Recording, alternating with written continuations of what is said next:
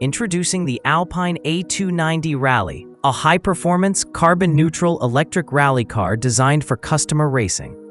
Unveiled ahead of the Rallye Rouergue Rodez Aveyron Occitanie, the A290 Rallye is built by Alpine's expert teams in Viry-Châtillon and Dieppe.